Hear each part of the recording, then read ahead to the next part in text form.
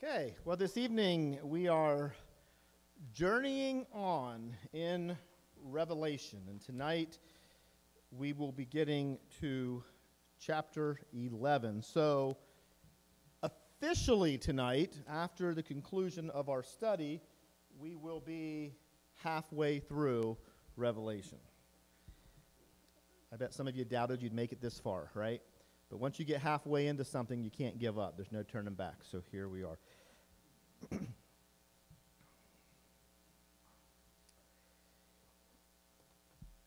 As I have repeatedly reminded you throughout this study, as we study Revelation, we are following the cyclical or the parallel view of interpretation.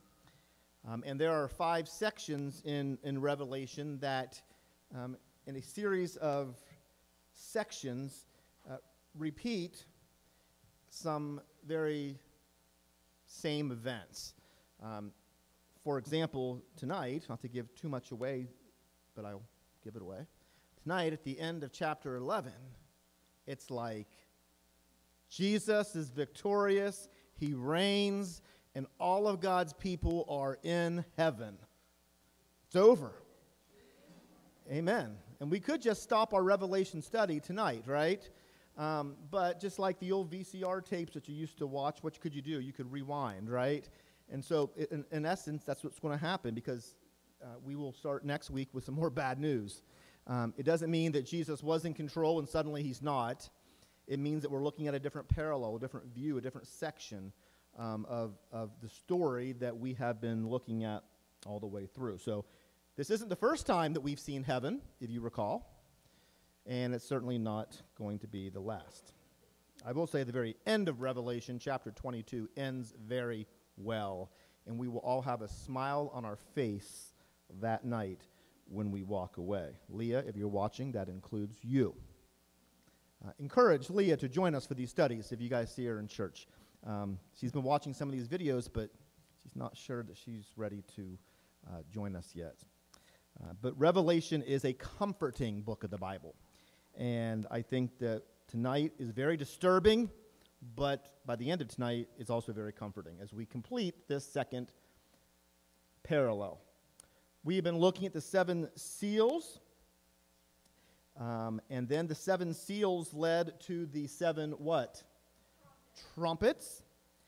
And then the 7 trumpets will eventually give way to 7 bowls, which are kind of the core. There's a lot of other things in Revelation, but kind of the core of the judgments. And so we will see repetitions in the seals, trumpets, and bowls. If you recall, in chapter 8, when the 7th seal was opened, it led to 7 trumpets.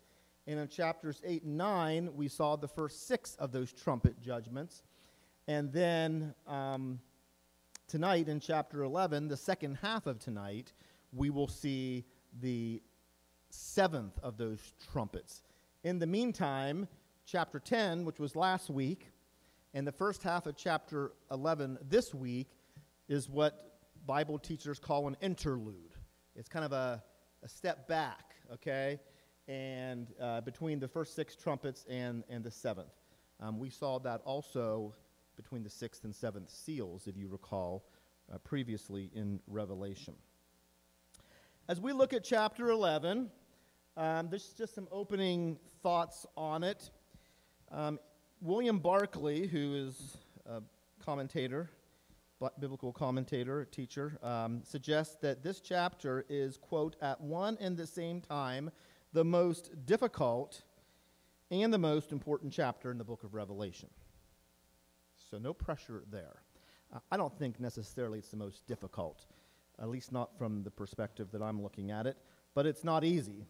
And it's very important because in a way, chapter 11 gives us a survey, if you will, or kind of a big picture of what is going to unfold in the rest of the book. A lot of stuff happened tonight in chapter 11, so it's important for us to look at the whole of this chapter and not get caught up in the details. Now, we're going to discuss some of the details, but you might be left wanting or wondering about some of these details. As is the case with, I think, all of Revelation, or at least the vast majority of it, we have to understand its highly symbolic nature and that we're never going to come to agreement. Bible scholars haven't in 2,000 years, and so we're not going to do it tonight in 50 minutes. A total agreement on what every detail means and what this represents. Instead, we need to look at it and see what the story is, what happens, the big picture, the theme in that. And remember, before it means anything to us today, it had to first mean something to who? Before it meant anything to us today, who did it first have to have meaning for? Who was it written to? Was that John? The early Christians. Those early churches John shared it with. He didn't write it to us. I mean, God in his divine, workings of things has it for us today, but it was shared with those late first, early second century Christians and what they were going through. So as we read this, everybody wants to apply it to what's going on right now, but we have to also understand that it had meaning to those who received it originally. So as I've been saying to you, we can't get caught up in all those details, and that's not where I'm interested in going in this study. But this chapter shows that God's people in the first century and even today, 2,000 years later, shows us that he would prevail despite the current and coming circumstances. That is the big picture. That is the theme of this book. And we don't want to miss the forest for the trees. Now, some of you know that I went away Sunday evening. I went to Indianapolis and had a day-and-a-half conference there that ended yesterday afternoon, and I drove home last night. It was a preaching summit, so hopefully my preaching skills might be a little better now than they were before. I don't know, will or not, but one of the most productive parts of me going to that summit was a treasure that I came across. They had several different publishing companies and Christian ministries had tables set up, kind of like a mini convention, if you will, and College Press Publishing did. And I came across a wonderful little book called Victorious. Anybody heard of it? Okay, well, it's written by Matt Proctor, and Dr. Matt Proctor, is the president of Ozark Christian College, which is one of the colleges affiliated with the Christian churches like ourselves. So theologically, he's right where, or pretty close at least, to where I would be, and most of you, I would think. And it's an excellent little book. It's called A Devotional Study of Revelation. Now, if you're looking for a study book on Revelation that gives you every little detail of every little dragon and beast and star and this and that with all these different explanations, then you need to read some other commentaries that are much more descriptive in that regard. This is a devotional study. So if you want to read Revelation like I do and get the big picture and get something out of each chapter that you can apply to your life today without getting bogged down in all the details, this is the book for you. I just read some of it today, and I can already tell that I really like it. In itself, would it be as good enough if you say, I want to study the book of Revelation and just do this study? Probably not. I think it's important for us to go a little deeper like we are, but it's an excellent supplement and reminds us what's important as we go through. So anyhow, this book is only $7. And so I have a sheet up here tonight, and I'm going to mass order some. So if you are interested in getting one, I don't want your money tonight. I just want you to put your name on the paper, and I'll order them, and then you can pay $7 when they come in. But it's a wonderful devotional book, nothing scary in it. It's very comforting. The title, of course, Victorious, shows you kind of the direction that it goes. If we stay faithful in the middle of the story, at the end of the story, we will be victorious. And so we are somewhere in the middle of the story, right? And we'll let all these different interpreters of Revelation decide whether we're, right in the middle or we're very close to the end of the story. We don't know, but we do know we're in the middle of the story. The story hasn't ended yet. And so if we can remain faithful in the middle of the story, we know at the end of the story we will be victorious. So I would recommend that, and feel free to come up here and sign up for that tonight if you would like.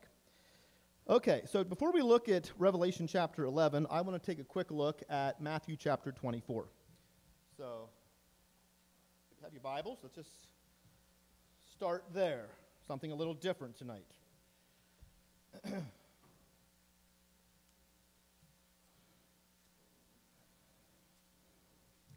Don't want to say a lot about it. I just want to read it and think about it.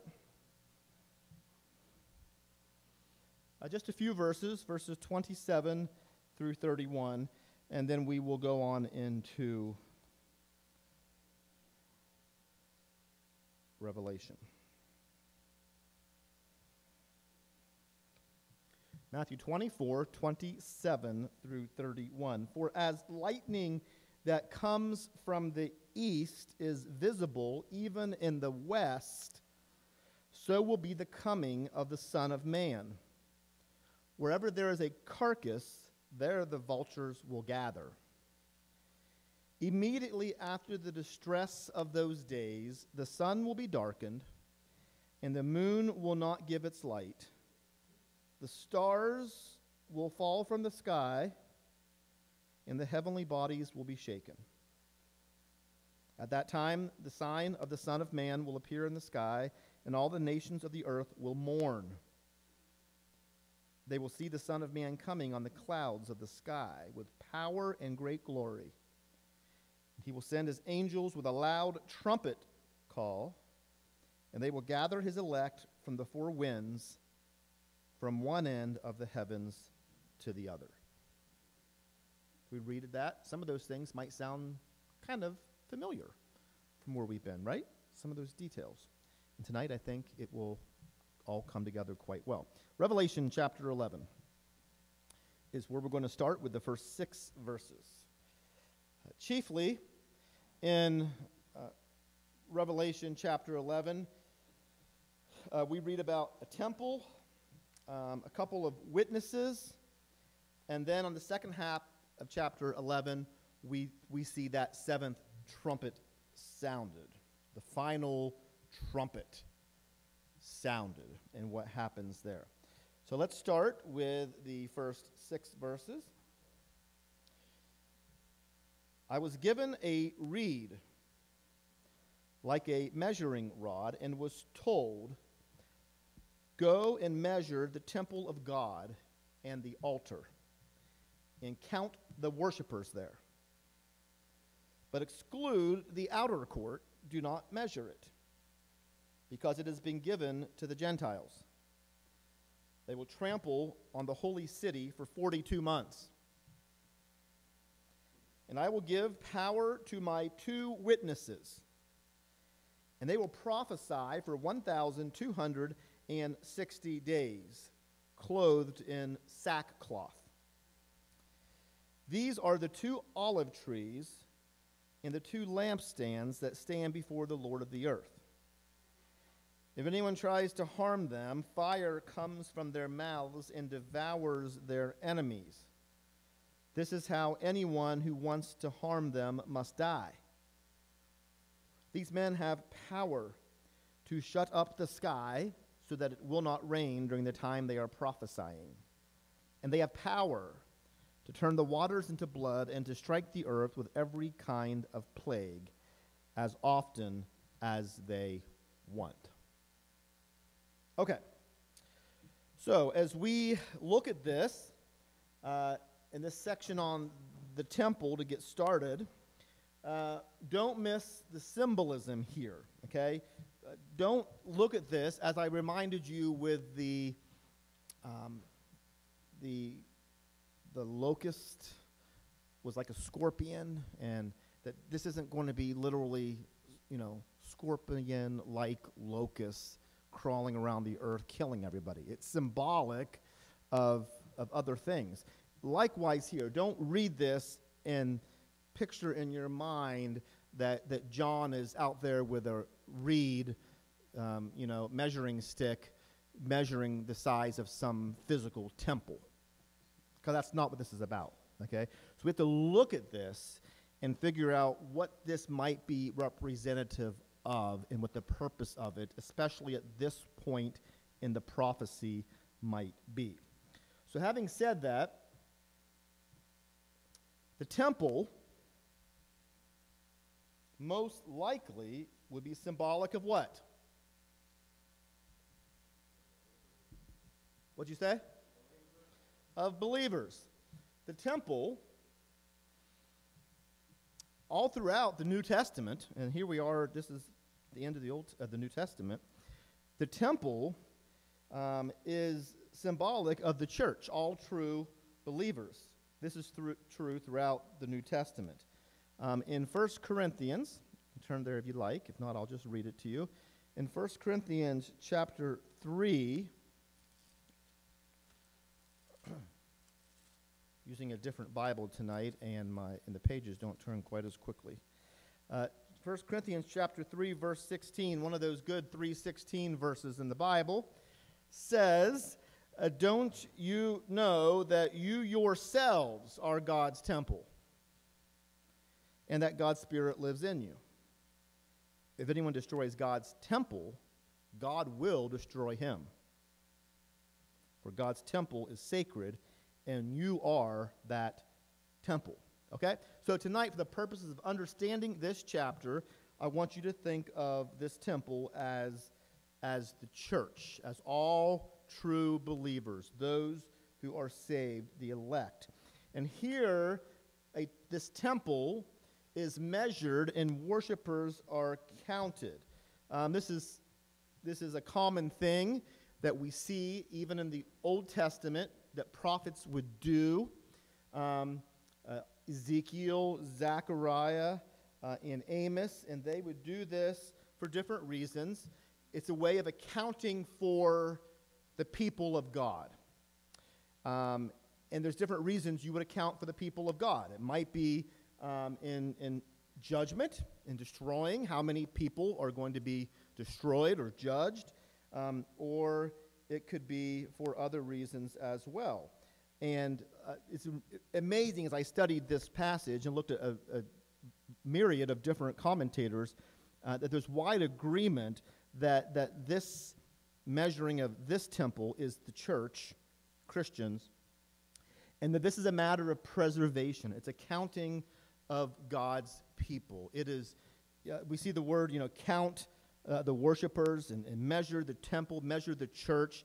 This is an assurance, I think, that God knows who his people are, and he's accounted for all of his people, and that his people are going to be protected and preserved to the end and through the end into eternity.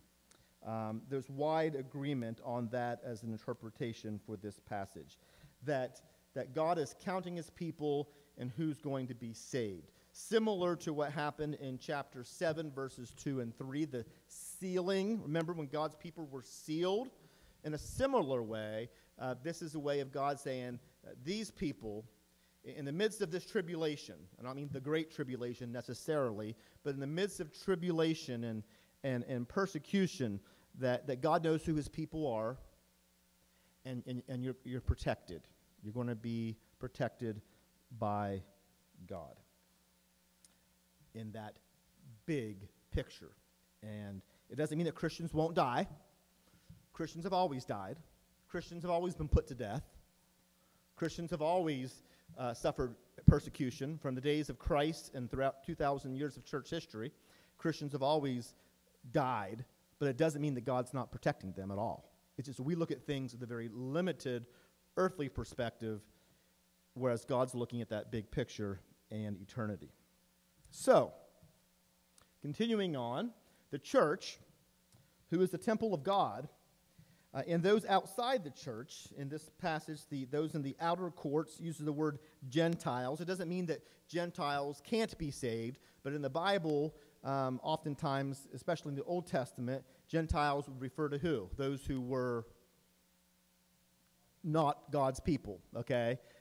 Jews and Gentiles. And so that's the context of the word Gentile here. It doesn't mean that Gentiles can't be saved. I hope they can, don't you? If not, we're all in a bunch of trouble. I don't think there's any Jews in the room tonight. So that's not what it's saying. But those outside of the church would not be protected, but God's protection is upon those inside. as I said, similar to the sealing in chapter 7. But those who refuse to believe will be destroyed, as we will see tonight. So let's continue on with these two witnesses that we read about here in these first 6 verses as well. And I guess the first question would be, who are these two witnesses? Now, I said there's a lot. What I've said so far tonight isn't controversial at all. There's wide agreement on what I've said as far as the interpretation of the temple and the measuring and all of that. This is where you can get a lot of different suggestions or thoughts on these two witnesses. So some of you all have been studying and maybe reading other things. Some of you might have study notes in your Bibles, and you have different Bibles. And so I want to see what some of you folks might have read or think or just throw out there as possibilities for these two witnesses. Who in the world are they? Why I get a drink.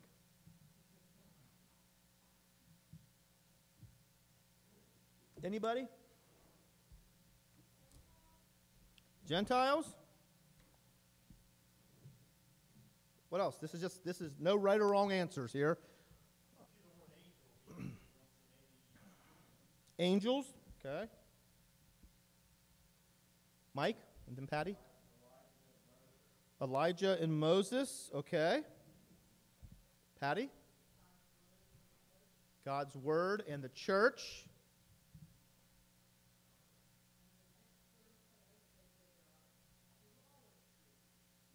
Okay, 2 olive trees and 2 lampstand.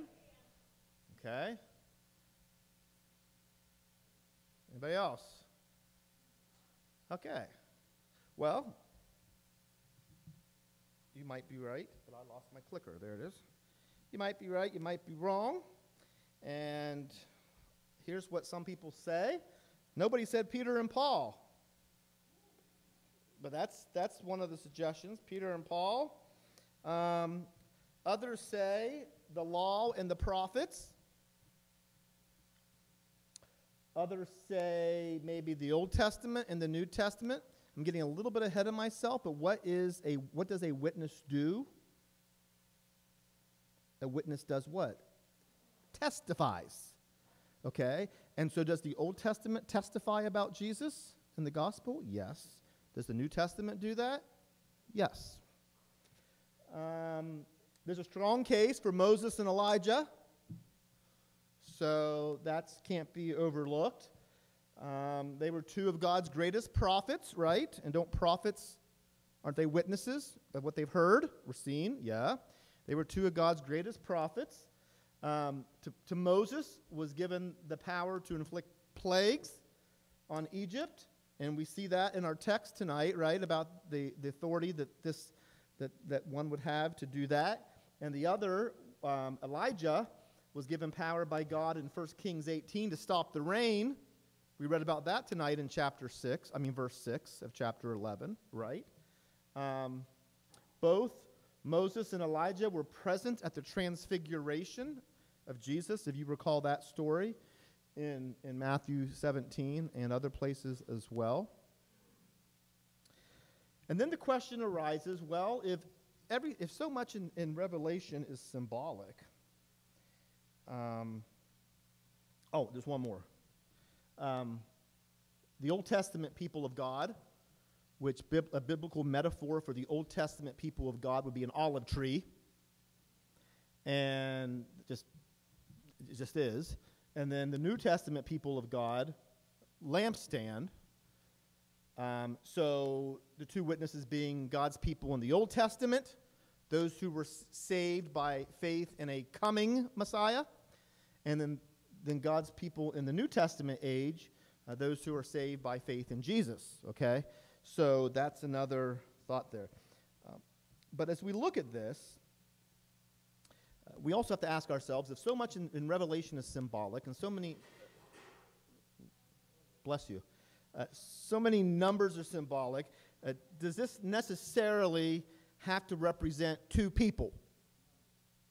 Or is this a symbolic reference to witnesses and to the people of God? it is likely, and this is certainly the viewpoint of people like Matt Proctor and Jack Cottrell and people like that, and myself, that this is likely representative of God's people. And so if you want to look at it in that way, maybe the best would be this last one here, the olive tree and the lampstand. The Old Testament people of God, the New Testament people of God, represented as two distinct persons, but one people, those who are followers of God, okay? And so that's, to me, makes the most sense. I mean, you could say, well, here at these, some people would say, well, you know, Moses and Elijah come back at the end, and they preach, and, you know, these horrible things happen to them. Or we could look at it as a picture of God's people during this tribulation time, in this middle of the story where we find ourselves, and God's people receiving authority to go out and to share the gospel with the world, to witness. So, as I asked you a moment ago, what does a witness do? The answer was a witness testifies, okay? Who's ever been a witness before? You have, Ruth? Did you testify? Okay. Did you have much choice in the matter? Not really, right? Okay. And so a witness who doesn't testify isn't worth much, and you certainly wouldn't call them a witness, right? I probably can't find it real quick. There's something another thing I like about this is about Dr. Proctor's book is there's humor in here. I like bringing humor into it. But there was a little, just give me a second, see if I can find it.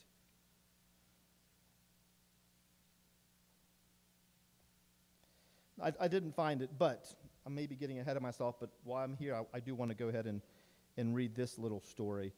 He writes in here, in his autobiography, Just As I Am, Billy Graham told of a golf outing with President Kennedy. By the way, Billy Graham had a personal relationship with every president from, I think, Dwight Eisenhower all the way through to President Bush. I'm pretty sure, and there was some that was more involved than others, but he was at the White House with all of those presidents. And so, anyhow, he went golfing, and he went skinny dipping with Lyndon Johnson, but that's a different story. Okay. One of my favorite books is called The Preacher and the Presidents, and it's about Billy Graham and his relationships with all these different presidents. But anyhow, in his autobiography, Just As I Am, Billy Graham told of a golf outing with President Kennedy, a less than faithful Catholic. That might be mildly put, right? Kennedy asked Mr. Graham if he believed in the second coming of Jesus Christ. When Billy said that he most certainly did, Kennedy asked, well, does my church believe that too? Mr. Graham said it was indeed in the Catholic Church creeds, to which President Kennedy replied, they don't preach it. They don't tell us much about it. I'd like to know what you think. After Billy explained what the Bible said about Christ's return, Kennedy replied, very interesting. You've given me a lot to think about. We'll have to talk more about this someday. And here's Billy Graham's conclusion to that story. The last time I was with President Kennedy was at the 1963 National Prayer Breakfast. I had the flu. After we both gave our talks, we walked out of the hotel to his car together. At the curb, he turned to me and said, Billy, could you ride back to the White House with me? I'd like to talk with you for a minute. Mr. President, I have a fever, I protested. I don't want to give you this thing. Couldn't we wait and talk some more another time? It was a cold, snowy day, and I was freezing as I stood there without my coat on. Of course, the president said graciously.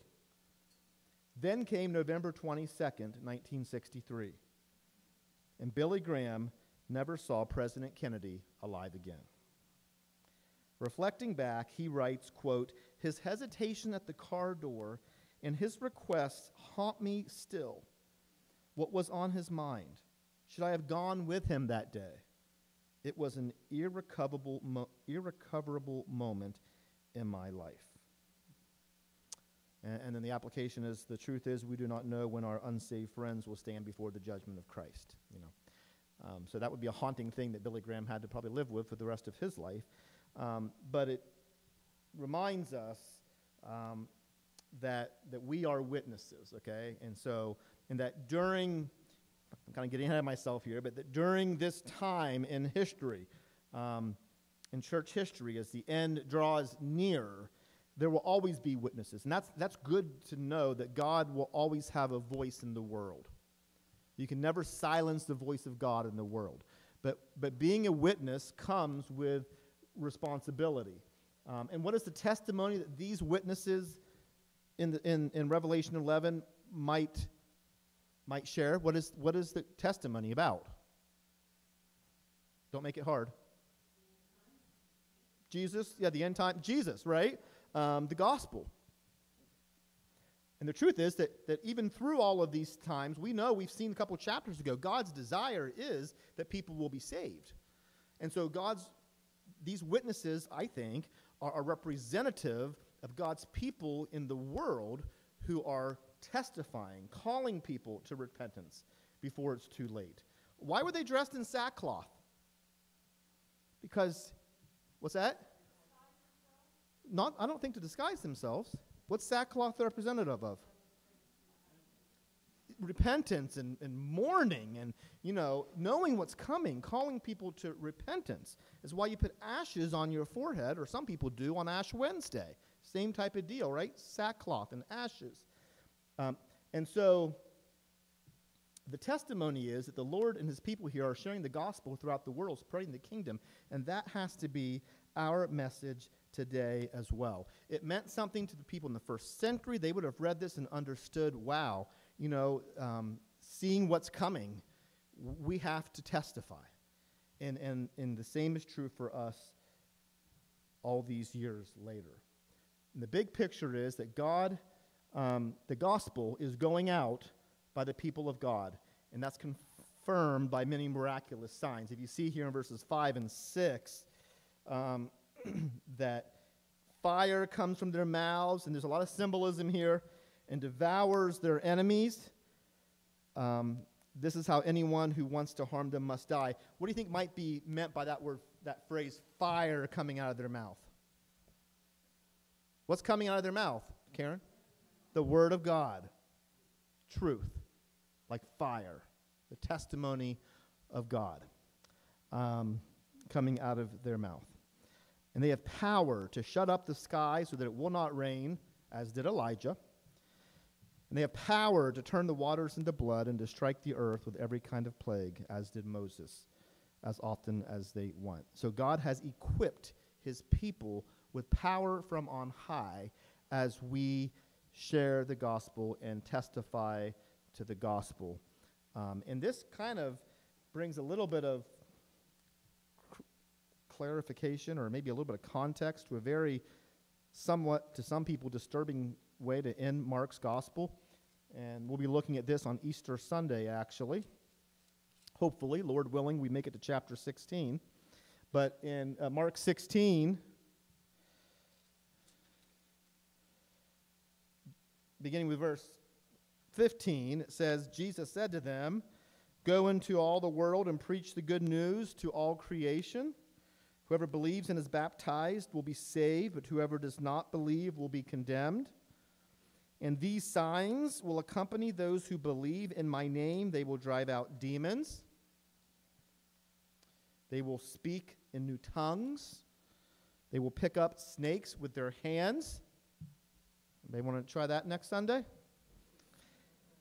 "And when they drink deadly poison, it will not hurt them at all."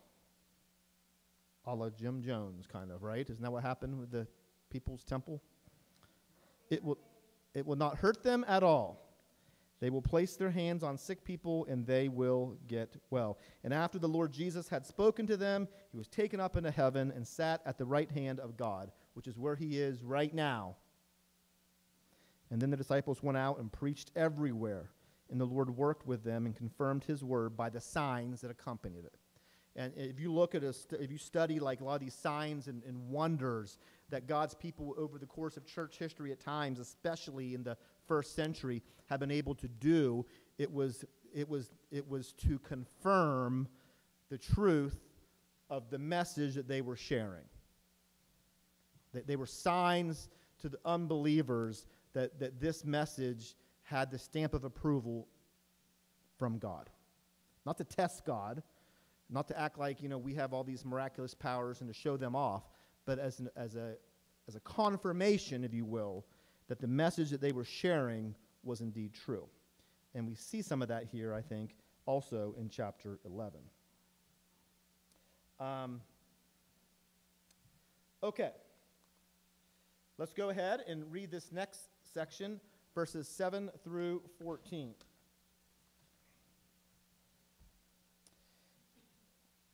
Says, "Now when they have finished their testimony, the beast that comes up from the abyss will attack them and overpower and kill them. Their bodies will lie in the street of the great city, which is figuratively called Sodom and Egypt, where also their Lord was crucified. For 3.5 days, men from every tribe, people, tribe, language, and nation will gaze on their bodies and refuse them burial. The inhabitants of the earth will gloat over them and will celebrate by sending each other gifts, because these two prophets had tormented those who live on the earth." Tormented them by what, I might ask? By the truth of God's word, right? It's sad to think that people are tormented by the truth of God's word, but they are. "But after the 3.5 days, a breath of life from God entered them, and they stood on their feet, and terror struck those who saw them. Then they heard a loud voice from heaven saying to them, 'Come up here.' And they went up to heaven in a cloud while their enemies looked on. At that very hour there was a severe earthquake, and 1/10 of the city collapsed. 7,000 people were killed in the earthquake, and the survivors were terrified and gave glory to the God of heaven. This second woe has passed. The second woe has passed. The third woe is coming soon." So we will stop there for a minute. Again, there's a lot of numbers in Revelation, and we don't want to get stuck. I don't want to get stuck. Maybe you do, but I don't. In all of the numbers, I think most all of them. I gave you a rare exception to my belief on that a couple weeks ago, but most all the numbers, I think, are symbolic. We need to remember that as we look at the numbers in Revelation. They're not literal. 42 months is equal to 3.5 years, which is half of 7. And what does 7 represent biblically? What's that? Completeness, perfection. And so we need to remember that. And here we have 3.5 days that these folks were what? These witnesses were what for 3.5 days? Dead. Does that remind you of anything? Jesus on the cross? Yeah. I mean, really, we say that he was in the tomb for 3 days, but is that really true? That's always bothered me. But he did rise on the third day. That's correct. Okay? He wasn't dead for 72 hours, which a lot of people think that. He was in the tomb for 3 days. Really, he wasn't even in the tomb completely for 2 days. You think about it. He died on late afternoon Friday, and he rose on early morning Sunday. So it was the third day. That's true. So that's accurate to say that, but he wasn't. So anyhow. But that's what it reminded me of. Whether it's supposed to remind us of that or not, probably not. But that's just something that I thought of as I read that. But 3.5 days, it says here. So as we look at this, I just want to go down through here a couple things. First of all, we need to see the big picture. And the big picture here, I think, is the persecution of these witnesses as they share and testify to the Word of God. Here we see Satan and or his minions. Do you think that is Satan referenced the beast in verse 7? I do. I think it's most likely a reference to Satan. Making war with the saints. Has he been doing that effectively for a couple thousand years now? Yes. And will he be doing that even more effectively in the very last days? Yes. This short time, may indicate that there will be increased hostility at the very end, as we'll see here in a few chapters, I think which one, as it's going to get likely very bad for that short time at the end. Many will be killed, as these two witnesses were. And so what happens in our text? The wicked did what? They celebrated. They gloated. Is that the word I think it uses in the NIV? What verse are you in? Verse 10. Yes, the inhabitants of the earth will gloat over them and celebrate by sending each other gifts, because they think that they have succeeded. They think that they have had the final word over these Christian witnesses. But this is for a limited amount of time. This too shall pass. Eventually, God's people are vindicated by the Lord. We see that in verses 11 and 12, don't we?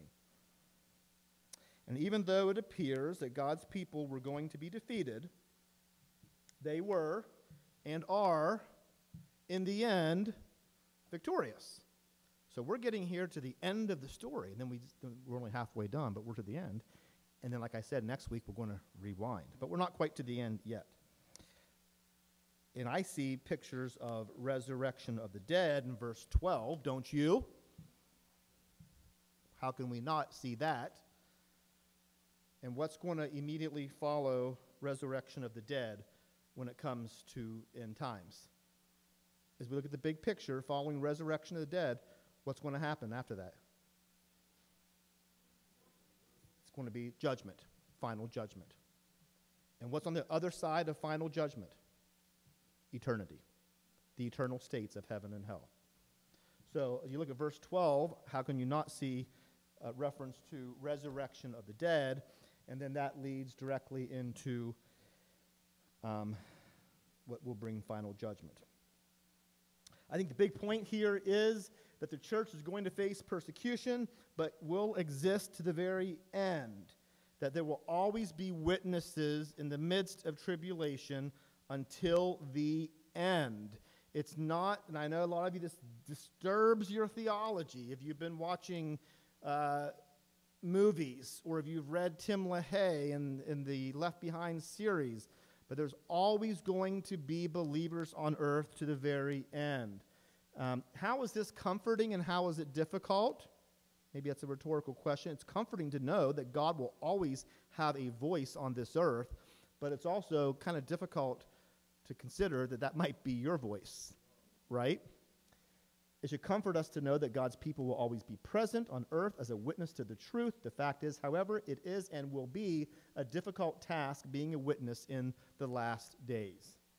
But here's the truth. There shall be a continuation of the testimony of Jesus Christ to the very end.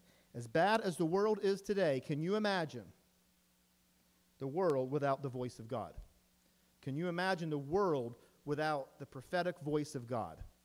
People who are willing to proclaim the truth of God's word and call people to repentance. I can't, and I wouldn't want to imagine that world. And so, with the remaining 10 minutes, let's look at these last few verses, 15 through 19. The seventh angel sounded his trumpet. So we're now to the seventh trumpet, right? And there were loud voices in heaven which said, "The kingdom of the world has become the kingdom of our Lord and of his Christ, and he will reign forever and ever."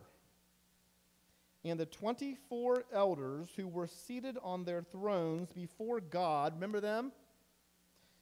Fell on their faces and worshipped God, saying, "We give thanks to you, Lord God Almighty, the one who is and who was, because you have taken your great power and have begun to reign. The nations were angry, and your wrath has come.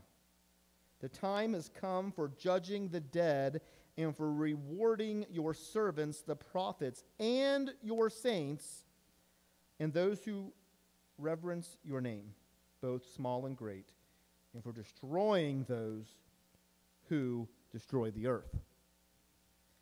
Then God's temple in heaven was opened, and within his temple was seen the ark of his covenant. And there came flashes of lightning, rumblings, peals of thunder, an earthquake, and a great hailstorm. So, what did we just witness here? Oh, just the opposite, Tommy. No. This seventh trumpet, what does the seventh trumpet announce? Verse 15. Jesus' victory. And what do trumpets often announce? The arrival of what or who? Royalty, right? That's right. The trumpets often announce the arrival of the king. The last trumpet. You've heard that phrase, right? At that last trumpet. And that's what happens here. I want to read to you 1 Corinthians chapter 15 and see if you see any possible correlation here in 1 Corinthians 15.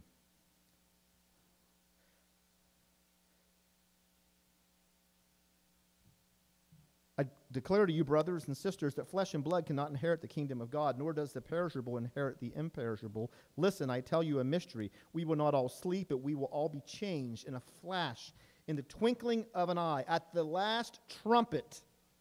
For the trumpet will sound, the dead will be raised imperishable, and we will be changed. For the perishable must clothe itself with the imperishable, and the mortal with immortality. When the perishable has been clothed with the imperishable, and the mortal with immortality, then the saying that is written will come true: death has been swallowed up in victory. Where, O death, is your victory? Where, O death, is your sting? The sting of death is sin, and the power of sin is the law. But thanks be to God, he gives us the victory through our Lord Jesus Christ. Therefore, my dear brothers, stand firm. See, this isn't something for us to be afraid of. This is something to bring encouragement. Stand firm. Let nothing move you. Always give yourselves fully to the work of the Lord, because you know that your labor in the Lord is not in vain. And so what's the response of these 24 elders? What is the response? What's their response? Yep. Fall on their face and praise God. And how is that not appropriate? This age is now complete at this point. Where are we at? We're at the end, aren't we?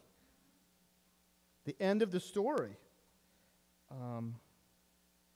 What does verse 17 suggest has now happened? What's just happened is Jesus has begun to reign. And this kingdom has no end. Judgment and eternity now await. And I'm getting there. Very good. Let's continue on. What does verse 18 tell us about the final judgment? Well, it tells us two things. It tells us in verse 18, if you're looking at it, that God's wrath will come on the ungodly. In fact, we're told, I believe maybe it might be I think it's 18, that they will be destroyed. Right? You see that? But it also tells us something else about judgment. God's people will be what? Rewarded. The prophets and all the saints what's the purpose of judgment for Christians? I get asked this question all the time. Are we going to have to pay a penalty for our sin? No. Don't you all know that? Well, I know you do, but I'm amazed at how many Christians don't know that.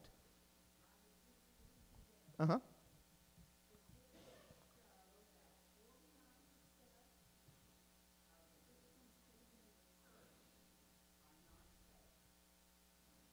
49%. Wow. That doesn't mean Wednesday night, though, does it? I like to think at least 70 or 80% of these folks are.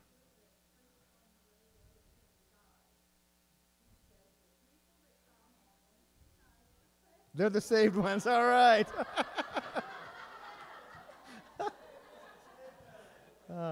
She just said the people who come to church on Wednesday night, they're the ones who are saved. Okay. But it's important that we see here that the only purpose of judgment for believers is rewards. Okay, you're not going to be punished. You might be weeping, but it won't be because you just got smacked by God in the rear end and you're hurting. Okay. I think you'll be aware of that, but God's forgotten long ago about that. You know, He forgets more than we do. So I don't know. I've heard people say, "Oh, every bad deed of your life will go before you, and God's going to critique you on this and that." No. Okay. We will be in awe at the grace and the forgiveness and the love of God, and we might have some conviction of our sin at that point, but God's not going to judge us for that. The only purpose of judgment for believers is this reward idea. And then the very next verse, I love how it's worded. I closed my Bible, but it says the heaven will be open. How's it worded that in verse 19? The temple of God was opened in heaven. So heaven is open. So right after judgment, you got heaven and you got hell, which we'll see in a different parallel more clearly, very clearly. But heaven is now open, and in heaven's the Ark of the Covenant. Remember the Ark of the Covenant in the Old Testament? Anybody remember that? Where was it? The Holy of Holies. Not, and who could go in the Holy of Holies? Oh, that's right. Only the great high priest, and only once a year. And he had bells on in case he came into contact and touched that ark, he might drop dead. And then the only way to get him out is to pull him out with that rope. They had a rope tied around him because you couldn't go in and get him or you died too. So what did the ark represent all throughout the Old Testament history? The very presence of the Almighty God. The very presence of God. And that's going to be in heaven. God is in heaven, right? And we're going to be there with Him. We are out of time. I have some really good discussion questions. I'm just going to put these up here, and I think maybe next week we'll start with these questions. But the end of chapter 10 and the beginning of chapter 11, how are they similar? They are. Number 2, as we read the end is getting near, what should we do all the more? Testify. Number 3, how does our culture react to the gospel message today? In what ways does it make it difficult for us to witness? Yes. They don't want to believe it. What all elements or events of the end times do we see in this chapter tonight? We see tribulation. We see resurrection. We see second coming. We see judgment. We see heaven. All those major events of the end times, a lot of them at least, are right here in this one chapter. And just something to think about. In what ways does it look like Satan is winning and God is losing in our world today? But what's the truth? It does look like Satan's winning, doesn't it? It does. And it is going to look more and more like that as we get closer and closer to the end. But this chapter reminds us, what's that? That Jesus is winning more souls. That Satan is. And so it looks like, that the world's going to hell in a handbasket, right? And it looks like that our enemy is winning, but he's not. I know we're out of time. If you want to leave, you can, but I'll be offended, so don't. Real quick, I've shared this before in church, a little story. Bob Russell tells a story about the University of North Carolina, and they played the University of Miami in the quarterfinals of the 2011 ACC men's basketball tournament. Miami hit the first shot of the game and continued from that point, building a huge lead over North Carolina. By early in the second half, Miami led by 19 points. Then UNC began mounting an incredible comeback.